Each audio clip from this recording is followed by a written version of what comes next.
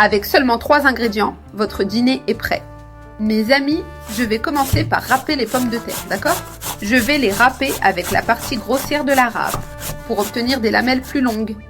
J'utilise 3 pommes de terre de taille moyenne. Maintenant, je prends les pommes de terre râpées et je les place dans un grand bol. J'ajoute suffisamment d'eau pour les recouvrir complètement. J'aime toujours retirer l'amidon des pommes de terre, car cela empêche qu'elles changent de couleur. En mélangeant, vous remarquerez que l'eau devient blanche. C'est cette partie qui empêche les pommes de terre de s'oxyder et de foncer. Maintenant que j'ai bien mélangé, vous voyez que l'eau est assez trouble, n'est-ce pas? Alors je vais égoutter toute cette eau. J'ai déjà égoutté les pommes de terre. Maintenant, je les transfère dans un bol propre et plus grand.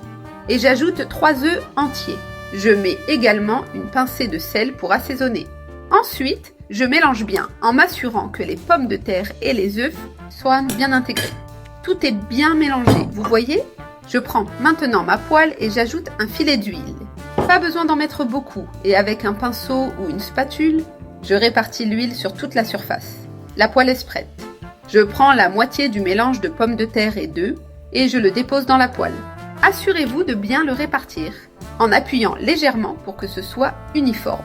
J'ai divisé le mélange en 2 parties, donc celle-ci servira de base. Une fois étalée, elle est très jolie, n'est-ce pas? Vous pouvez préparer cette recette pour vos invités. Je suis sûre qu'ils vont adorer.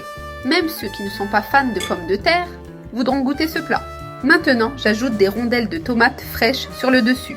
Les tomates apportent toujours une touche délicieuse et fraîche. Vous ne trouvez pas? J'ai placé 4 rondelles. Ensuite, j'ajoute du fromage râpé. Vous pouvez utiliser le fromage de votre choix, mais j'utilise de la mozzarella râpée. Le fromage ajoutera une saveur spectaculaire et une texture délicieuse. Maintenant, je prends l'autre moitié du mélange de pommes de terre et je la mets par-dessus pour couvrir. Cela créera une couche uniforme semblable à un gâteau. Avec une spatule, assurez-vous de bien l'étaler pour que tout soit compact.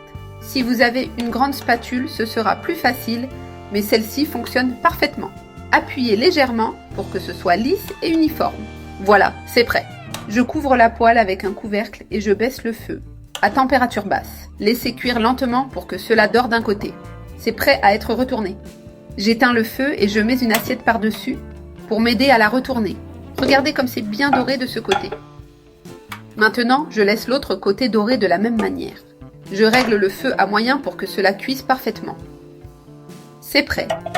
J'éteins le feu à nouveau et je la mets sur une assiette pour servir. Regardez comme elle est belle et bien dorée. C'est un délice. Je coupe une portion pour vous montrer l'intérieur.